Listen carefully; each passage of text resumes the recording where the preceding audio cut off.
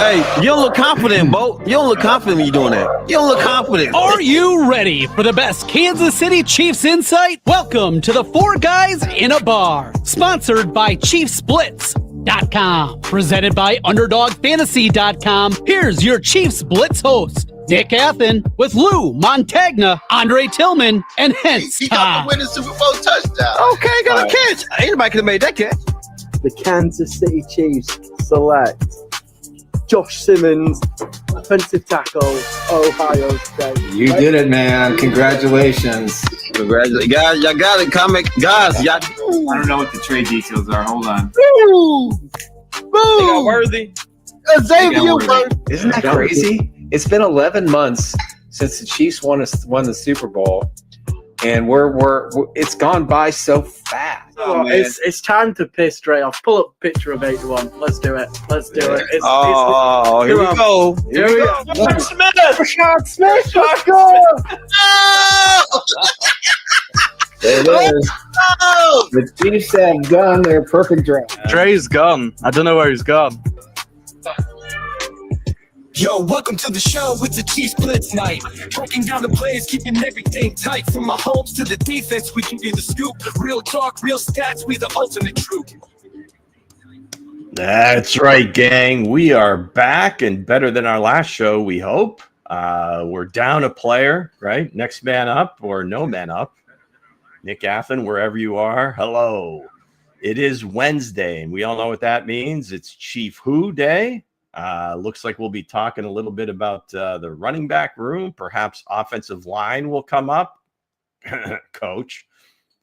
But yeah, so it's Wednesday. We're ready to rock and roll. What do we got? Other than that, Hensley, what do we got?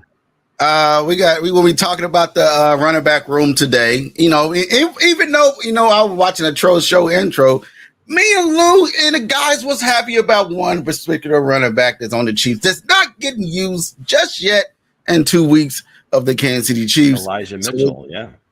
Elijah Mitchell. So with that said, we're going to get Look at that. He's all over the board. He's looking at different things. He can't hear a word I'm saying. But anyway, football back. Let's talk about Underdog Fantasy Sports. Let's go. That's right. Football is back. You can play in Missouri. It's been going on for a while. Use the promo code Chiefs Blitz. You play your first 5 and get 5 or 50 in bonus plays. High, low. It's as simple as that. Just pick out any sort of player, situation, whatever. Many different sports. Obviously, the NFL is rocking, and nobody has to tell you about that. But we've got WNBA playoffs going on, golf. Hell, you can do cricket if you want. So all sorts of opportunities to make a little cash. So again, scan the QR code, use the promo code Chiefs Blitz, and Nick will also send you a little prize when you sign up. So there you have it, Underdog Fantasy Sports, and there it is, that Hall of Fame ball, guys. I mean, I don't know. Tell your friends, get a little group of you together if you need to raise some cash. This is a steal. This is already. You pay $14.50 for this. I wouldn't recommend selling it, but you could turn around and sell this for $2,500 minimum, no doubt. This is a great ball. Emmett Thomas, Len Dawson, all the Hall of Famers, Willie Lanier, Johnny Robinson. I don't know if I missed anybody, but yeah, there's 5 great Chiefs Hall of Famers on that football. And of course, we still have going on the raffle for the ultimate ride. Derek Thomas's Mercedes goes to charity, of course, the Third and Long Foundation, Deron Cherry's foundation as well. All of it stays locally in these 2 foundations, and you get an opportunity for just $100 to drive away in this beautiful ride. Look at that thing. Come on. Vintage. It probably hasn't been driven in years. It's got to be ready to rock and roll, right, Coach? You ready to go ahead and load up the trunk with some thump? Goddamn right, I'm ready. Shit, I'm ready. You know what I'm saying? You can't drive without the thump. You can't drive it without the thump, man. You enter early, enter often. It's a great cause, but hey, you might walk away with some brand new wheels and say, hey, DT was in this cockpit many times. Goddamn right. Hey, with that said, man, we're gonna get into some the updates that's going around the kingdom. Today is one man's birthday. Today, go ahead, Luke. Kind of doing the Cyclops thing there, Hensley. We only see one eye, but yeah, actually, happy birthday, Patrick Mahomes, QB1, the big 3-0. I just watched a video that lasted about 4 minutes long of all sorts of different celebrities, family members, and so forth, wishing Patrick happy birthday. Hell, a goat from the Kansas City Zoo was out there wishing him happy birthday. And we're not going to shortchange Watts Island. Come on, Jalen Watson, I believe it's his birthday as well. He's not 30, but yeah, Patrick, I mean, just amazing. I don't want to say we take for granted, but what he's accomplished before his 30th birthday as a quarterback in the NFL is unprecedented. He's hit milestones faster than anyone. Numbers are far and above anybody by the time they're 30, including yardage, touchdowns, wins, obviously rings, everything. So, yeah, just you can't run out of superlatives to just describe what this guy has done and what he means to not just the league, but the team, his family, everybody else. So happy birthday, Patrick. 30 years old and many more years to go here in the kingdom. So let's go. Happy birthday, man. I hope you get a win. I hope you get a win on Sunday night. You know, celebrate. It should be a win. It should be a win. That would be good. Getting a win. Should be an easy win, guys. Should be an easy win, guys. Man, I feel like I need to back up. I mean, there's two faces on either side of me look like they're taking over, man. Wow. Hey, it is what it is. Or I feel like Nick Wright right now. So with that said, let's get into some other updates. Luke. All right. So the Chiefs waived Hal Presley from the practice squad. And you see this with players all the time. They're jumping on the practice squad, off the practice squad, to the 53, back to the practice squad. So some shuffling around. Obviously, they bring back the linebacker Cole Christensen, special teams ace. And again, it's a numbers thing. And I would imagine with Jalen, Royals, and Xavier practicing this week, having an extra wide receiver in the practice squad really wasn't going to help much. So they bring back Cole Christensen, a guy that certainly could get elevated and will play on all special teams. And as I mentioned, there you have it. They are practicing today, according to Coach Reed and many others that were there. So, yeah, there is visual evidence out there that try to put them together. Xavier and Jalen are practicing today, which is great news for that wide receiver room and Patrick Mahomes. And guys not practicing, Christian Fulton came off the field, and as well as Mike Dana last week. So that's not good. You'd like to see some more depth, especially a corner. You've got some defensive linemen out there that still haven't really popped. So hopefully they get more opportunities. Ashton Gelati, Omar Norman-Lott. So yeah, hopefully those guys get back sooner than later. Sooner or later, and I'm just praying and you know, wherever you stay healthy, you know what I mean. You know, with his shoulder, you know what I mean, come out here just straight, you know, in practice. I know you're gonna probably, you know, they don't get that much contact in practice.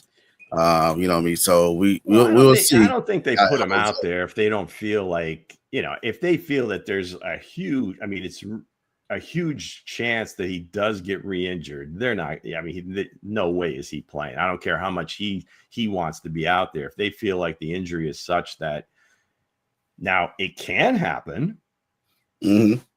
So yeah, but should it happen though? But should it happen? What do you mean?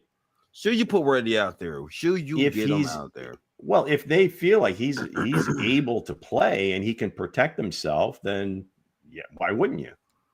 Mm-hmm. No. Well, I understand being on the side of caution, but if the medical staff and the pictures are telling you one thing, that, you know, there's enough healing going on, he feels fine, he's not encumbered at all by the brace or anything that he's wearing, and he can be out there and be effective, then I mean, he's a professional. He's getting paid to be there. So yeah, if the money's in the way, go ahead and play the boy. Then everybody's saying go ahead. They say what I'm hearing is the shoulder is moving fine.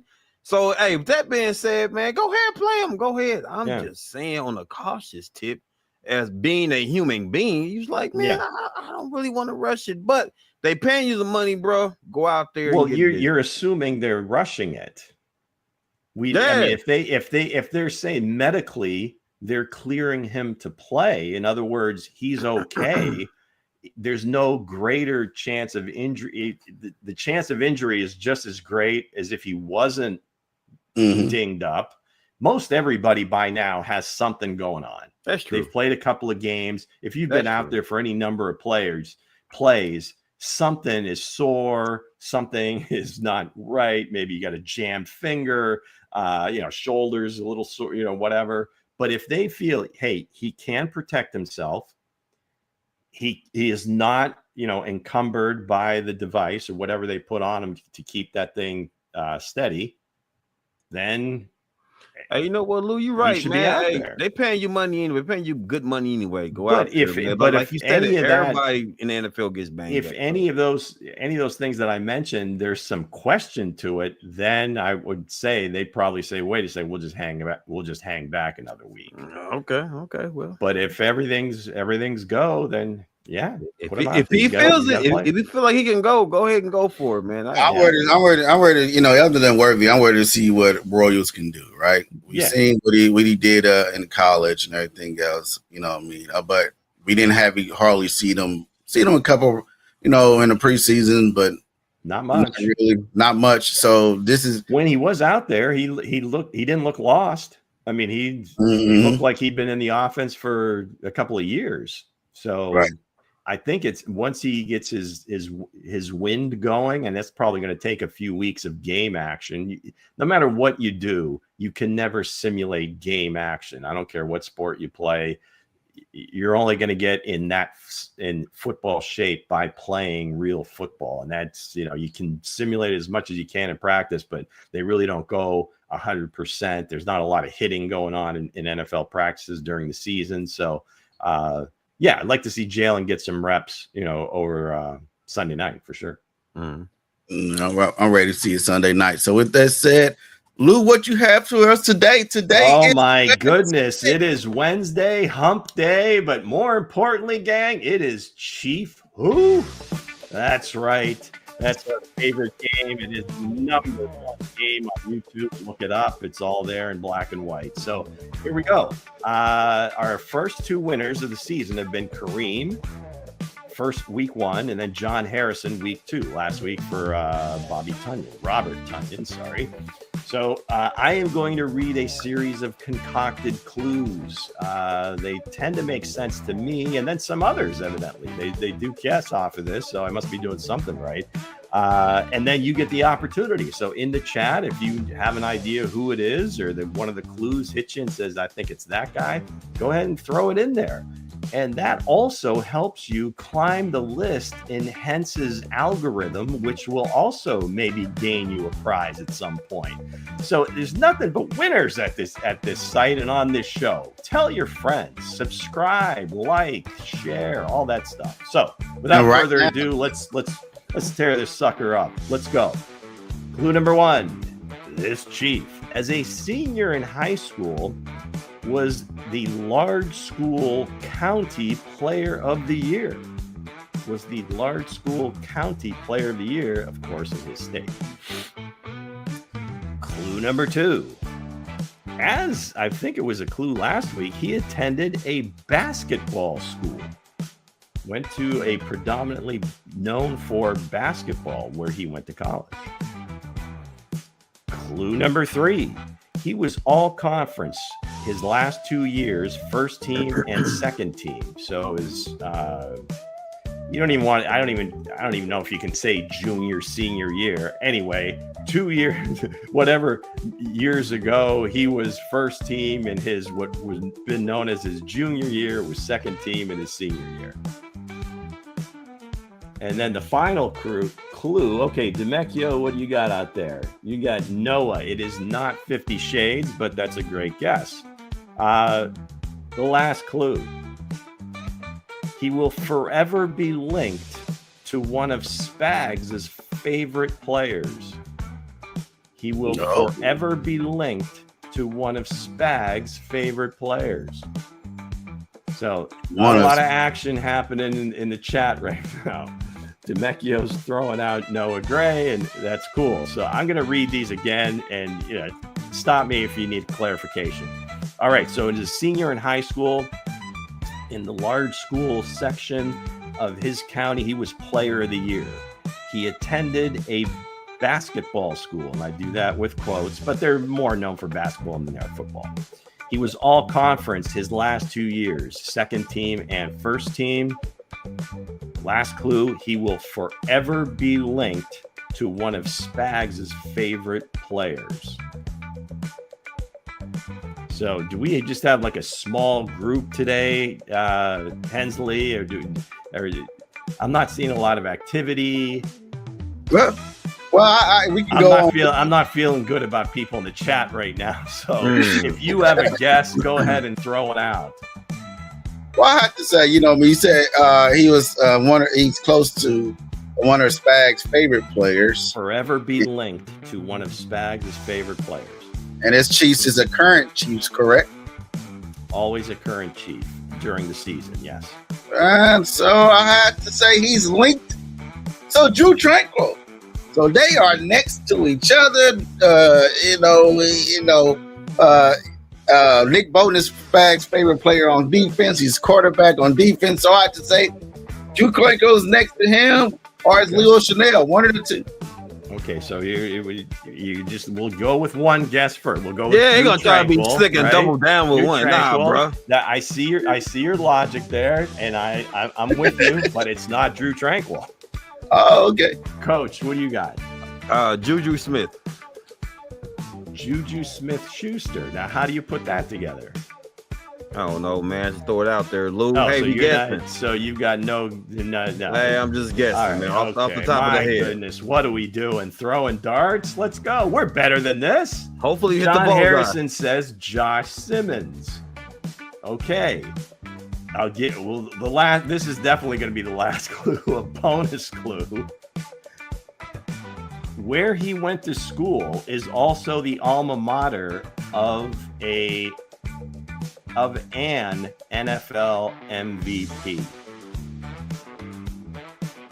Kathy Welch says Kareem Hunt. It is not Kareem Hunt. Not Josh Simmons. Not Noah Gray. Hensley, you gave us Drew Tranquil. I said Leo Chanel. I'm going to say Ashton Galati. It's a lot of Leo. All right, so we'll go through one more time. So, Hensley, do you have another guess? And maybe Leo was your guess. Okay, Coach, what did you say? Ashton Galati. Oh, look at the coach. Just playing possum in there. Folks, your chief who for this week is one Aston Gelate. Hello. Very good, Coach. Very good. You know why? I guessed it though. The dart thrower hits it. It was Louisville, Lamar Jackson. Right, and I was like, it makes sense. That's it. Yeah, so he went to high school in Florida, Boca Raton Community High School. He was Defensive Player of the Year in the large school section. Basketball school obviously was Louisville. Was, I believe, first team in his junior year, second team his senior year. Forever linked to one of Spags' favorite players was L'Jarius Sneed. That was the pick the Chiefs got for L'Jarius Sneed, was the pick they used to get Ashton Gelate. And then, of course, Lamar went to Louisville as well. So there you have it, folks. This week's Chief Who, my the guy, coach with extra clues and a second guess, got one. So way to go, man. So who's on the winning board so far? Kareem was week 1, John Harrison week 2, and the week 3 is the empty set, a big zip. Mm-hmm. So the panel is not eligible for the prize, so I don't mean to minimize your win, Coach. I don't know. It's all right. It's cool. Yeah. It's all right. It's all right. How you feel, sir? I feel great. You won, but you didn't. I put 2 and 2 together, man. There you go. And as always, I use my knowledge. Chief Who, brought to you by our friends at Underdog Fantasy Sports. Don't be a hater, play bro. Often, sign up, win some money, win a prize from Nick. Hey, let's go. Like, that's the face of I won but didn't win nothing. That's the face of satisfaction. That's the face of satisfaction. There's the face of the guy that got the participation trophy. Man, it's all that matters. That's all that matters. That's telling everybody on the panel that I do. I showed up to the last game of the year, so I get a trophy. Hey, I'm clutch. I'm clutch. I'm clutching the fourth quarter. That's right. He was paying attention though. He was paying attention. I mean, somebody on this panel gave two answers. Supposed to be one. I don't know. That's paying attention or not. I don't know. I was talking and I was talking. So with that said, guys, let's get into the main concern. Oh my gosh! Again, why don't we just crap on everything that just happened beforehand, and we're going to get into the real part of what we're doing here. I'm back. I'm saying it's the main segment, so that's why I meant to say the main segment. That's disrespectful. Let's throw away all the bullshit. Let's get right into the meat. I don't know. I meant to be, but this is what everybody is talking around the kingdom, around the NFL, is the running back room of the Kansas City Chiefs. A lot of people are saying that Isiah Pacheco ain't the real deal. This guy ain't that. Kareem Hunt is slow. Andy Reid ain't calling right play calls for the running game. You're hearing a lot. So with that said, let's go ahead and before we start and go into our guys' questions. Go ahead and read the statement that we put out there, a poll that we put out there, Luke. All right. So we asked if Brett Veach could only make one trade this season, what position should take priority? And by an overwhelming margin, the running back position by a landslide, 61% wide receiver, and none of them are really close. So Matthew Andis replying to us at Chiefs Blitz, they should call the Saints and see if Kamara is available. If not him, then call the Titans about Pollard and Seahawks about Walker. Now you're talking about the number one back for each of those teams, which I get it. The Saints are not a good team right now. So maybe they try to get whatever they can for a star and build for the future. Titans, maybe the same thing. Seattle, that's a tough one because they're actually a pretty good team. Mm-hmm. So that would be difficult. But it's certainly worth coming. You never know what a team is willing to part with. So here's Kat also replying to us at Chiefs Blitz. If I would be certain that Andy would use that running back properly, then my answer would be that. But that poor guy would just be sitting on the bench and waiting to get on the field. Okay, we didn't spell check. Sorry. So it's Tyreek because maybe he was the only one who could cover up for Mahomes' back deep balls. Cat, wow. Cat, bring it in. Whoa, birthday boy taking strays here. We're talking about running backs, and she's getting on Patrick. Okay, Julio or Rashid touchdown. Again, replying to us at Chiefs Blitz. If anyone says anything other than running back, you're out of touch with what is really wrong with this team. All Hello. Right, Julio, you're preaching to the choir, I guess. That's you have to, even coming into the season, they were probably regarded as, I don't know, maybe if you were ranking running back rooms in the league somewhere between 29 and 32. You don't have a bona fide back. Isiah, for all his what he's accomplished, I guess, still was a 7th round pick for a reason. And we kind of get on the guy that he's not this, he's not that. Well, he was always not that. So he did as well as you can expect from a 7th round pick, being the starting running back on 2 Super Bowls in a row in terms of wins, and then gets injured last year. So anyway, it's tough right now. And this is from us. Chiefs really do need a running back whose names aren't Pops and Kareem Hunt. Brashard Smith not ready yet. I'm not of that opinion. I believe he is ready. We let him play. But Brett Veach is doing a disservice to the organization just by the spelling. I know who wrote this. Fans and team, if he isn't at least calling around the 31 other teams. Well, if he's not, right? We don't know. And I think I tend to err on the side of the fact that Brett Veach is a pretty sharp dude, and he's always keeping his pulse on what's happening around the league and guys that might be available. And if it can work out and he can improve the team, he's certainly going to do it. In terms of Brashard not being ready yet, I think what we might be saying here is perhaps it has something to do with being ready to be a pass protector, right? Most guys, most college players, running backs that come in don't really get asked to do a ton of pass pro at their schools. Now, some teams that run a pro style offense, like in Ohio State, the bigger schools, Alabama, and so forth, some of those guys, like Travion Henderson, he's amazing at pass protection, among other things. But you can see he's having a hard time getting on the field with New England. So Scatterbull's good too. In spurts, you can still use him. And with just the last game, the way the Eagles were playing, I think we may have talked about this last show, was that it seemed like the wings of the offense or the flats area was open. So that could be kind of a perfect slot because he's a great pass catcher, obviously, and he's been able to do it at different positions in different schools.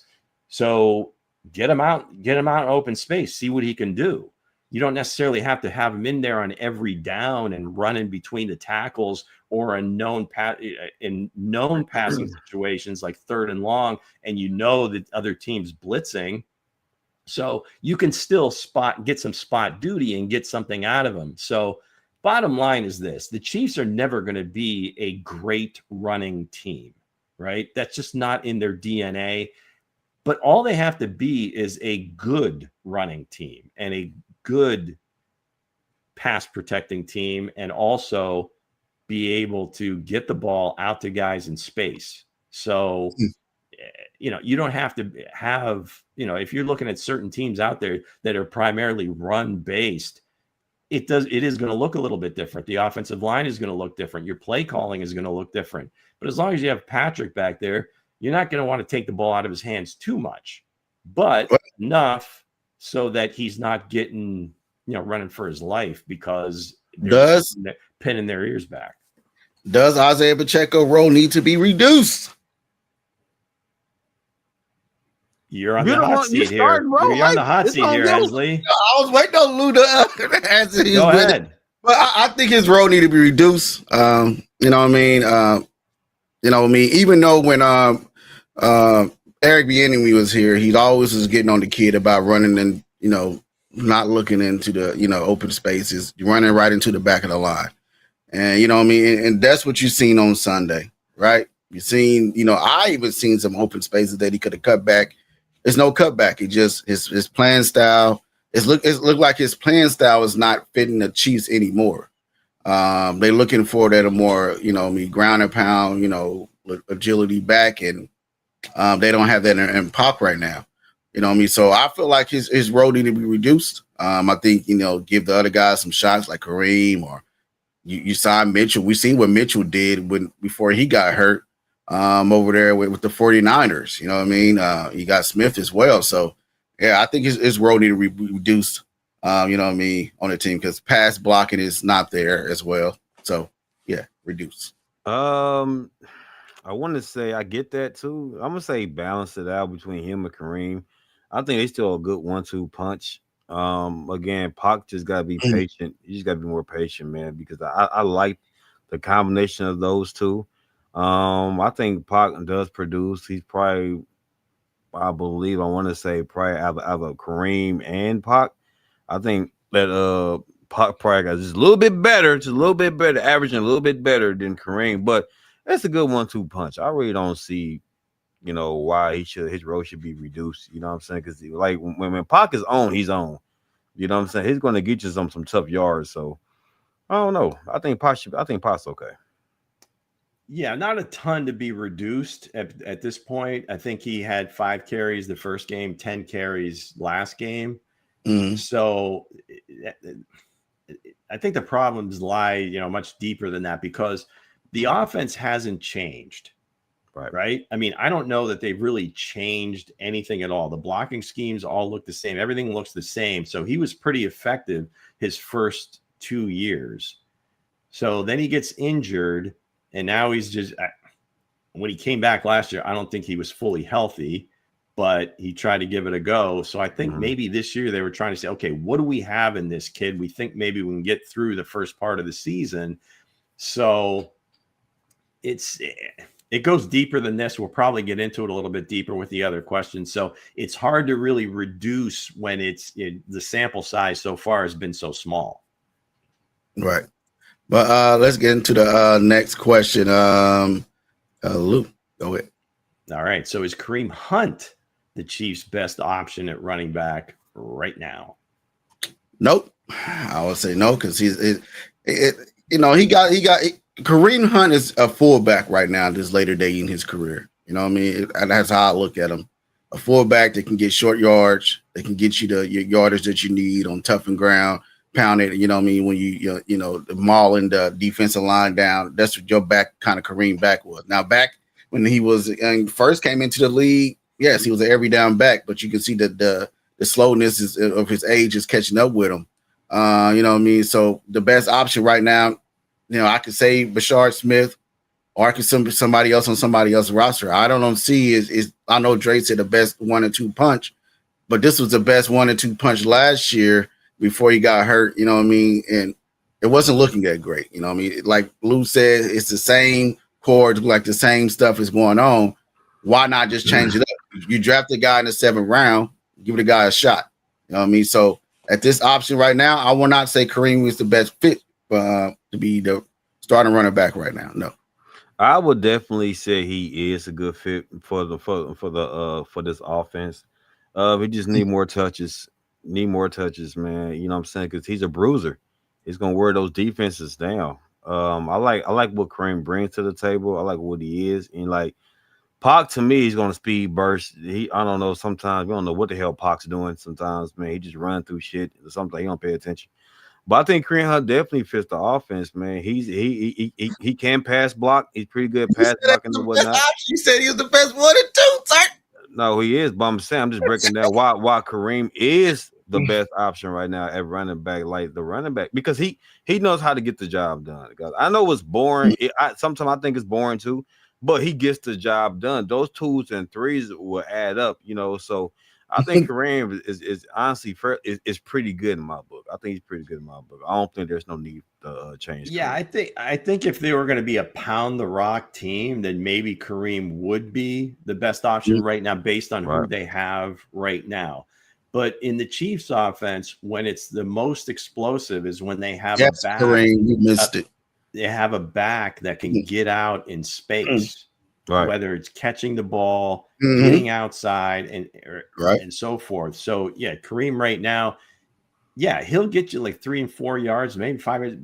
They don't get they don't get really any explosive plays out of the running game. Hell, they're having a hard time getting explosive plays out of the passing game.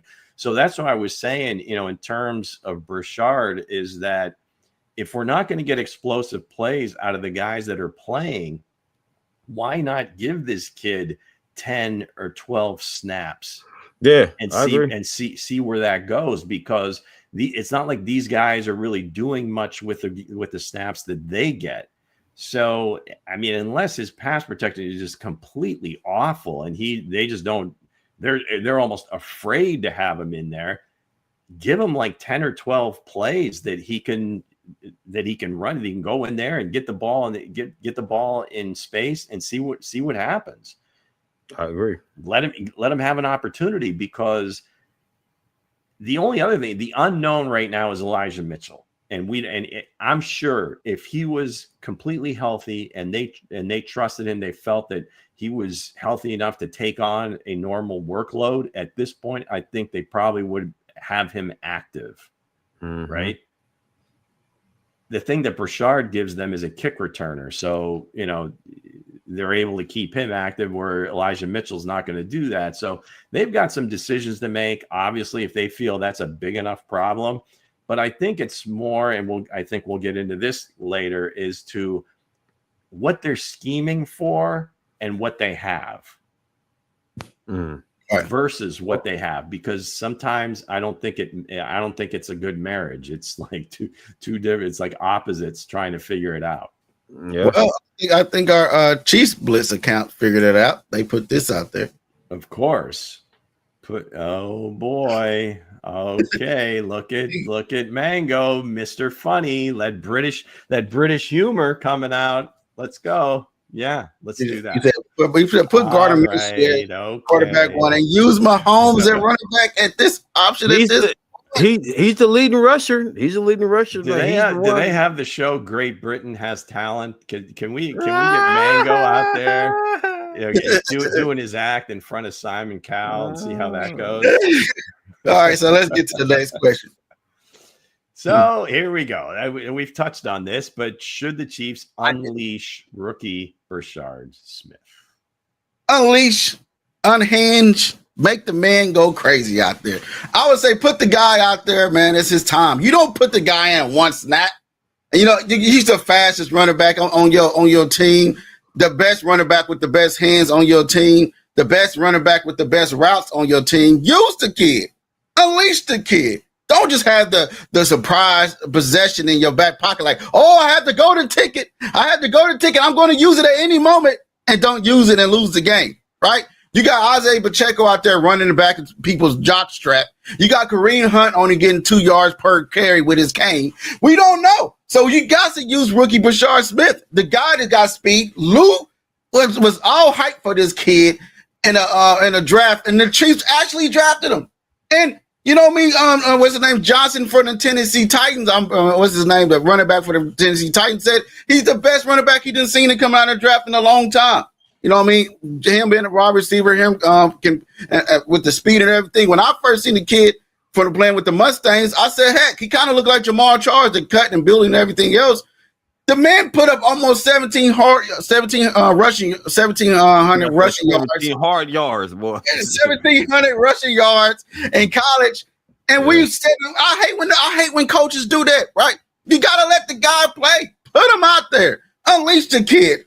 Heck, the running backs ain't doing well. Heck, you know what I mean? Isiah Pacheco ain't doing well. Kareem Hunt ain't only giving you 3 yards. Yes, Drake said 3 yards is gonna add up to something. Add up to what? It ain't added up to 10. You know what I mean? You're going to run it 3 times and get 10 yards. If you're down 14 points, is he going to get you 9? I'm just saying, it still adds up. You're still going to be 4 yards short. You do that 4 times, you get a first down every time. I'm trying to tell you. I'm just saying, like, if your team is up, if the other team up 14 points, you want that game breaker. The Chiefs don't have a running back in the backfield that the defense are scared of. They know you run the ball. They still gonna play zone. They still gonna back up, and knowing that you ain't gonna get more than 5 or 6 yards. So with that said, man, put the kid out there, let the kid rock. I'm gonna say this. I'm gonna say this real quick. I like what you're stating though, because Andy Reid loves versatile running backs. And I don't know why he ain't got Brashard out there. They can really use him in the run game and use him out the backfield. Hell, you put him split. Put him in that slot position to beat a mismatch. That's what I'm looking forward to seeing out of Brashard. I'm looking for this man to come out there and have a 1300 season. You know what I'm saying? I want that man to go out there and be a weapon for the Kansas City Chiefs. Go out there and be a switch army knife. That's what I want to see, because we need more explosive plays. And why not utilize that? You know what I'm saying? Utilize what he is. Utilize his strength. So, again, just give the man more opportunities on the offense. Yeah, the one thing I would say is they may have misjudged this room during the off season, right? Yep. So where they thought they had something, you know, especially with Kareem having a full off season with the team, full training camp, you know, to kind of get himself in football, the whole thing, whatever. But again, there's a reason why, you know, running backs don't get. Well, a lot of them don't even get second contracts, but certainly not a third. So he is what he is right now. Yeah, that was sensational. If he could have, if he would have stayed on the team, God knows what numbers he would have put up if he'd have been with the Chiefs that whole time. So, but that ship sailed. Pops doesn't. I don't know exactly how to describe it or what's happening, but again, he was effective behind the other lines that they have, but this line is a little bit different now. You got some different players in there, but you still have Creed and you still have Trey and a bunch of people that know a hell of a lot more about offensive line play have come out during the course of the week about this. You got the Schwartz brothers, Mitchell and Jeff, both critiquing, and they do this every week, not just for the Chiefs, but just offensive line play in general. Nick Jacobs of Channel 41 has been on this train for years, right? And he goes out of his way during the pressers to ask questions in certain ways to get some sort of idea of what kind of juice is coming out of that offensive line room. And it's hard to watch when you kind of think you've got these guys are really talented up front and they have certain talents, but the way they're using them doesn't quite bring out the best results at this point. So is that part of the scheme? Probably. Is that part of the talent or lack thereof in the running backs? A little bit, for sure. So in terms of Brashard, like I said before, maybe the plan was to bring him along slowly, but this is ridiculous. I mean, you got to give him at least 4 or 5 plays a game, the first few. And then like by this week, you would think he'd be getting like 10 or 12 plays. Let's see what he can do in space. Let's see what he can do with some runs that he did well during training camp, just to see what we got here. So I think they'll get to that. We're just impatient as fans because they're having a really hard time generating anything out of the running game. All right, let's get to the next question. Is the run game struggle a talent problem or a scheme problem? Hence, what do you got? I say it's the scheme problem, right? Because you just mentioned that Isiah Pacheco showed that he can do it, right? You mentioned that Kareem Hunt showed that he can do it, right? Brashard Smith showed that he can do it in college as well. Yes, I can say Isiah Pacheco can do this. Yes, I can say Kareem or Brashard Smith can do this, but if the guy's not getting enough touches, right? If the guy's not getting enough calls in the play call, how can we tell, if they are the problem or not? Yes, Isiah Pacheco running to the back, But other than that, man, if Brashard Smith ain't getting no touches, it's got to be the scheme.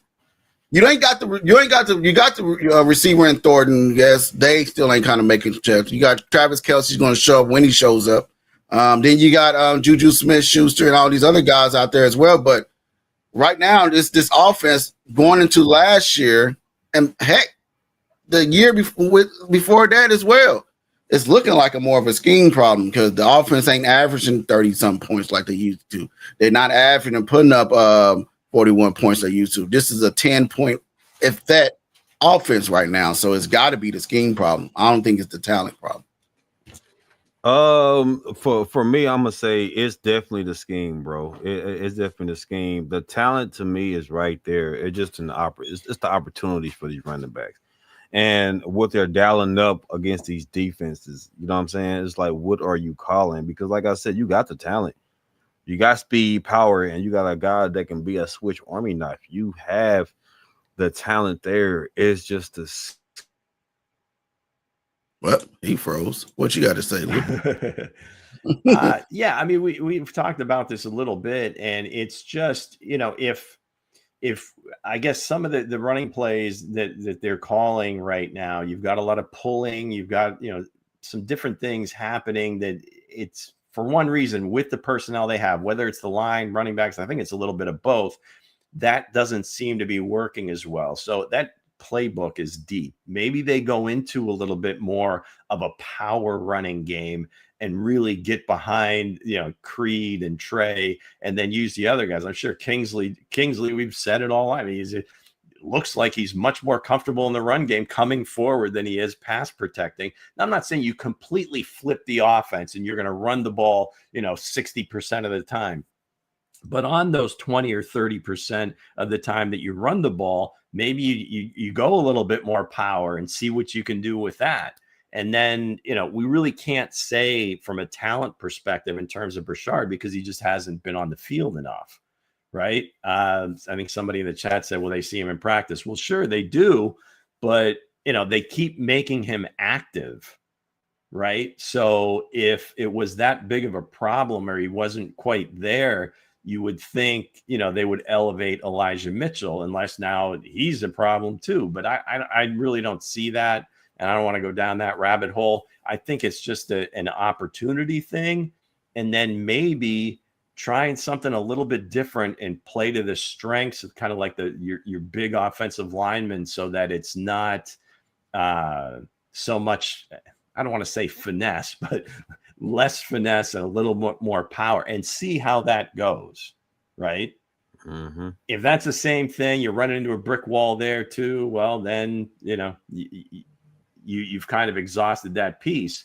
But you want to try it, because I think it would be successful, because that's where Creed and Trey would eat, I believe. No doubt.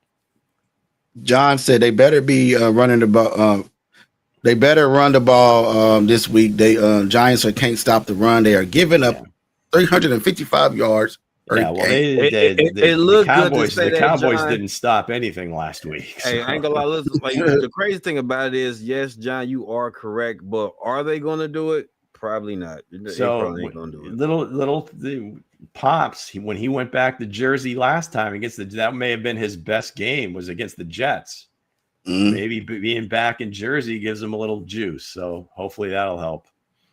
I hope it will help as well Sunday night. So, looking at this running back room, we broke down all the guys. Is it some guys that's not in the room? Go ahead, Luke. Should the Chiefs trade for a top tier running back? I would say yes at this point. Well, we all knew that. At this point, you looked at the guys last year and the year before that, and drafting guys in the 7th round. We can hope for potential. We can hope for a guy can be there, but sometimes you got to take a Saquon Barkley. Sometimes you got to take a Bijan Robinson. Sometimes you got to take but we never picked there. But we never picked high. You're not going to get those. They're going to get there where we pick it at. But some of those guys are, like the kid that went to New England, man, he was sitting there in the 2nd round. The Chiefs could have moved up with the capital they had and grabbed. Robinson, did he go in the 1st round or 2nd round?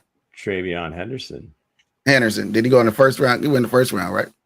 2nd round. He went near the top of the 2nd round. Yeah. Yeah. So I'm just saying, like, they had capital to move up in there to get him as well. So if it had to be somebody that if the Chiefs go get, I'm with the guy like on X, man. I'm going to go call the Saints and say, what can I do to get Kyler Kamara? Right. He's shifty and everything else. I'm going to go get him. Yeah. I think the only problem there, well, there's a few different issues that you run into. First off, it's capital in terms of what you're going to need to trade for that caliber player. 2, taking on a pretty big salary at a position that you've really never invested a ton of money in. And then 3, you go get a top tier running back, you're going to change your offense a little bit, because those guys, they're going to need the ball 15, 20, 25 times a game. Exactly. And that's not, exactly, I don't know that the Chiefs are going in that direction. And they've shown that by not, investing a ton into the running back position. And maybe this is where it kind of bites them in the butt a little bit. But now again, in the draft, maybe next year in the 3rd or 4th round, they'll try to draft somebody. But typically, if you go to a team right now, who is going to be willing to trade their top, a top tier? Now, who these top tier running backs, right? You mentioned like Atlanta's not trading Bijan Robinson. I'm not saying they're going to try. No, I'm just saying, just in general. What is Kareem talking about trading for Bijan Robinson? Kamara, I can see, but his salary and his age might prohibit that. They're just as a philosophy, the team is not going to pay big money for a running back, especially one that's closer to 30 than he is 22. So, you may see somebody get cut, or a young guy that hasn't got a huge opportunity somewhere, or maybe he's like a 3rd back. I mean, I've talked about a few, but you don't know what you have in Brashard Smith yet. So before you kind of say, well, let's go trade for a guy, let's make sure we know what we have here. And then if I'm gonna say this, and then the playbook, guys. We getting these new guys like Lou, like you stated. They gotta learn the playbook again. And then like if they do sign for somebody, like I'm saying, Trey or sign whatever, they're not gonna start immediately because you gotta learn the playbook first. Right. You gotta learn. I don't know. Did you guys watch the game Monday night? Did you watch the Tampa Houston game? I watched a little of it. Okay, so I had said earlier, I guess before the season started, hey, if you are going to make a move, look at Tampa, right? Bucky Irving is like their top back. Rashad White, pretty damn good, right? So he's a guy. They've got a third guy, Tucker from Syracuse. He does some kick returns or whatever, maybe gets on offense sometimes. So you got some talent there, but I think that's where they would look. That's the market that they would look, is maybe somebody that's got 2 or 3 really good backs and one that's younger that just hasn't gotten much of an opportunity. But I really don't think they're in that market right now, especially just 2 games into the season where, you get like 4 or 5 games in and now all of a sudden the Saints are whatever, 0-5.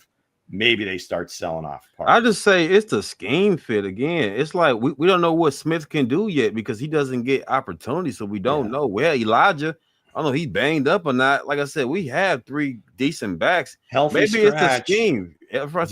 Do you guys remember that when they brought in a guy coincidentally from Tampa, Ronald Jones Jr.? Yeah, they brought him in at a certain point, and he was like a healthy scratch the whole year. I was like, why did we bring this guy in? He might have, he rarely got the ball. He rarely was up on game day, and it was like, what's going on here? And they did that with Shady near the end. He was deactivated for the Super Bowl. Le'Veon Bell. I mean, they've tried different things, and it hasn't worked out. So yeah, I just give Smith his opportunity, man. Just give him the Smith, just give him his opportunity. You really utilize this guy because, again, to me, honestly, I don't see no need to trade for no running back. I really don't. I don't, because if y'all honestly look at it, maybe it's the offensive line. Maybe it's the offensive line's bad. We looked at the offensive line. You get 3 running backs. You get 3 running backs, right? And they're all averaging almost under a little bit over 3, a little under 3. You know what I'm saying? Well, maybe it's the running back. Maybe my bad. Maybe it's the offensive line. It ain't the offensive line. It's you look at the scheme, you look at the play calling. It ain't the offensive. I mean, it ain't the offensive line. It's the touches they getting. Like if it's just like a pitcher, right? Or if a pitcher go out there and give three pitches at the mound, how you gonna get in the groove if he ain't getting that many pitches in? How can he get in the groove in the game? Yeah, so if you're a reliever, you got to come in throwing smoke right off the bat, hence. You got to come in firing off, boy. No, I hear what you're saying. I think we all agree that at this point we don't have anybody really like separating. That's what I'm saying. Like you need all the running backs, but it's like let's see. I said in the offseason, go get Nick Chubb, go get this guy. Everybody said no. They got this guy coming back. Well, I don't know at this point. So we got 3 backs, but they all averaging the same. They all averaging the same. Wait a second. Don't talk. I mean, you're talking about Nick Chubb like he's this revelation or whatever. He's on the back end of his career. That man got buttermilk knees, and he's had like 4 ACLs, 18 surgeries between Georgia and he'll be looking better than any running back. He would not be an answer. That would be like he and Kareem Hunt back together in Cleveland, and it's like, yeah, maybe 5 years ago that would have been a thing, but no. I mean, even that touchdown that he scored, you could almost tell that that Tampa Bay let them score so they could get the ball and try to win the game. But no, I don't think he was ever going to be an option. Everybody's saying the scheme. Man, I'm saying the scheme. All these backs, bro, they're averaging the same, bro. It's the scheme. I'm just saying. Well, you get a back and he's going to be on the bench. You get a back and he's going to be on the bench. It's not specifically a scheme thing. I'm just saying. Let's use the plays within the scheme that fit the line a little bit better. They got called better plays. I do believe in Brashard Smith. I do believe in Brashard. Some said the scheme and play calling is trash. Hello. Hello. So a lot of people are saying, and a lot of people are going after Matt Nagy, the low hanging fruit, instead of going after the big guy, right? What's your thoughts on Matt Nagy? I don't think it's Matt Nagy. Everybody want to blame Matt Nagy when the play calling is bad, when the game is going bad. It's the Andy Reid is calling the plays, guys. Right. Be realistic. You know what I mean? He's the one calling the plays. So I won't say it's Matt Nagy, right? When everything. Then who is it then? It's the man that called the plays. It's Andy Reid. I'm asking Bo. He said first a long time ago it was Nagy. Now he says Andy Reid. So no, it's Andy Reid. It's Andy Reid, man. It's the play calling. When a 4th and 1, right? We all seen it, but we'll see. We'll see. Like John said, it's two games in. You know what I mean? Nobody's overreacting. You know what I mean? Everybody overreacting, but it's 2 games in. But yeah, but just as a general conversation, I guess the point is that has the scheme evolved enough because of how the defenses have kind of caught up to it at a certain point. Mm-hmm. You don't have Tyreek Hill kind of scaring the crap out of everybody on every play because they don't know where he's going there. But no matter where he's going, he's getting there in a hurry, and we better back up. So, but there's guys that have been open, and to who was it? Cat that came after Patrick. He has missed some throws. There have been some drops. So this is equal opportunity. There's enough blame to go around everywhere. I mean, you can look at the defense as well as they played. They cannot get a pass rush without blitzing. And then even then, it's like they have to go 0 to even get pressure, sending like 7 guys or 8 guys sometimes. So it's a lot of little things. I think they will get tweaked. They will figure it out. It's just right now, it's just hard to watch because they've lost 3 games in a row. But you said they lost 3. Yeah. I forgot the Super Bowl. Yeah, it just hasn't. I mean, that hasn't happened since 2017. I'm not counting last year. They lost 2 games in a row. Well, if you're watching it as a fan, what do you remember? We know that last game of last year was awful. That's Super Bowl trauma. A lot of people have these Super Bowl 2 games. trauma. Now, again, I guess you got to look at it. If watching the 2 teams that they lost to for the first 2 weeks, I mean, those are 2 of the better teams in the league right now. You'd have to say at this point. So you don't get a pass, you don't get an excuse. But when you play this many 1-score games, eventually it's going to catch up with you. You have to play almost perfectly down the stretch. And last year, inexplicably, they were able to do that every game. It seemed like they hit all the right buttons at the right time when they needed it, but it was never consistent, right? There was never a consistent performance until maybe they got to the playoffs. Right. So is this Rasheed Rice problem? You know what I mean? Hey, if he was not driving, doing what he was doing, and he would be on the field to help the team. So right now he's 6 games suspension. This is what's hurting his team right now. My aunt had balls, she'd be my uncle. So we knew that was coming. He did a stupid thing. He's paying for it. Okay. I hope the other younger people see that, hey, your actions off the field can hurt the team. Yeah, it's not just hurt the team, hurt yourself, hurt others. I mean, it's a great life lesson. It's not just about you. Mm-hmm. And a lot of people are, some people are getting tired of Taylor Swift and Travis Kelce. I'm just saying, but everybody just trying to find. I don't think that. And Lou's voice. Who is telling you that the people are tired? I don't think that impacts anything on the field. That's what they said on the. They said on X. You go down X, that's all you see. But I see love. I don't see the hate. I see love. Well, that's just another thing to get pissed off at the Chiefs for, and that's been going on since Taylor showed up. So no, but it doesn't impact the product on the field. So that's where things have to improve. Hopefully, if Royals is healthy enough to go, Worthy's healthy enough to go, that'll change. That'll make the run game a little bit easier because they're maybe challenging downfield a little bit better. So just get maybe Smith all this more will be damn moved. touches. Just get Smith more damn touches. Damn. Yeah, Utilize Smith. absolutely. Shit. That's all Yeah. it is, guys. I want to see Utilize it. Smith. Shit. I want to see it. Hell yeah, man. That's it. I want to see it too. But we all know Andy Reid is not going to do it. He's not.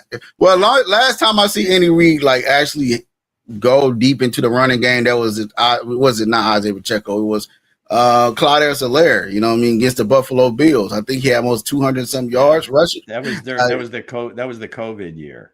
Yeah, that's the only time I've seen him really. The team had over 200 yards rushing, and that was kind of weather related. It was kind of windy. It was like sleeting or it was raining. It was like bad weather. But yeah, that was something to see. That offensive line was coming off the ball and just. You know what I mean? You put Jalen Moore. Shoot, everybody didn't think of this one. You know, put Jalen Moore at left tackle and put Josh Simmons as running back. Hey, he ran down the interception. Hey, we can use that speed and that athletic ability at running back. Put him back there. Put in 77 as a tight end. Right. Report is eligible, but use him as a blocker. Come on. I'm just saying right now. You want to come downhill? Let's come downhill. What does it come down to, Coach? What does this offensive line have to do? You gotta be big nasty. You gotta be nasty, man. Come on. You gotta be nasty. You gotta be a sicko, man. You double teams. Let's take it to the second level. Yeah, let's go. Punch him dead in the shit, man. That's what I'm saying. You know? Other than that, man. Hey, other than that, Buffalo fans are feeling good because they on top of the AFC right now. They 2-0. You know, the Colts are looking good out there. You know, Daniel Doms and went over there to the. I don't know where Houston. I don't know what's up with Houston. Houston ain't looking too Bronco good. Tube? I want to see how he felt at like the end of that Denver game. After he peed off Nick and Nick went off on him. I ain't seen him back. He was in a little while ago because he was trolling. I told Joe you'd be 0-2. He did. How was that end of game operation where they gave the Colts 2 shots at the winning field goal? How'd that go? Mm-hmm. But the Colts, Denny Doms went over there. Now he's looking like Peyton Manning. You know what I mean? Whoa. Listen though. Danny Dimes can run, man. Dan broke some tape down. Come on. Hey, Dan broke some tape down on Mr. Danny Dimes. He's sharp. He looks sharp, man. I thought it was a fluke. I said the second game, I said, damn, we look good. But again, it's the scheme. It's the scheme. So Shane Steichen can get any quarterback to play well. What does that tell us about Anthony Richardson? I don't know. Thumbs down. We took a bad review on Mr. Anthony.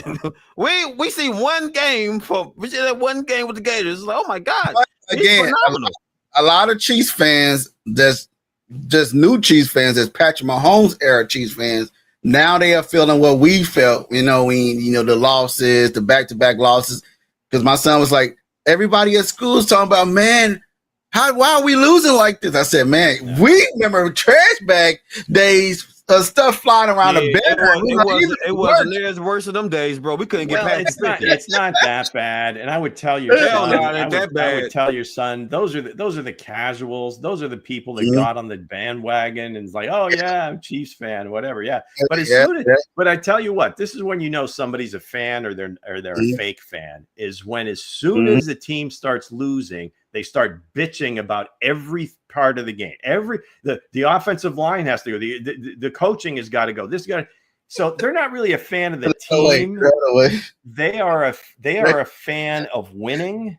So whoever is winning, that's kind of where they go. Because if you're truly a fan of the team, you're going to cheer for them no matter what. And yeah, you may complain a little bit, but please just relax. Listen, okay? the Giants are coming in, man. We got the guy right here on screen. We got the guy you were talking about. Listen though. The way the Giants is playing, bro, if the Giants will be alarming. It will be alarming, bro. If the Giants come out there, bro, and they get a win, bro, now we're going to press the alarm button. Now it's time to panic. Now it's time to panic. If the Giants win, the Chiefs lose. Time to panic, boy. Well, is it time how it works? They play each other. I know. I say, is it time to panic, Luke? It gets a hell of a lot tougher, especially if the Chargers win. If the Chargers beat Denver, now all of a sudden they're 3-0 at the top, and the Chiefs are 0-3. that's a tough hill to climb. I mean, that's they would probably have to have some significant injury or something happen for the Chiefs to be able to still win the division, being down 3 games in, right? So, yeah, maybe not panic, but it's certainly going to make the hill a lot tougher to climb because you got Detroit and Baltimore coming up behind them. So it's not getting any easier. And the Jags. Well, yeah, sure. Okay. Hell, any team in the NFL. Shit. With that said, man, yeah, you're 0-3. You don't care who you play. You don't care who you play. Shit, time to get away. So, you know, I know y'all know everybody in the chat want to go in on the game, want to let it all out. So that's what we'll have it for Friday when we be breaking down the Chiefs little versus therapy session. Yeah, get it out, vent it all out, man. I flushed it on Monday. Not going to talk about that game again. So you guys have more complaining to do about the play calling or this guy's out of position. Shout out to Sam. Or this guy that or whatever.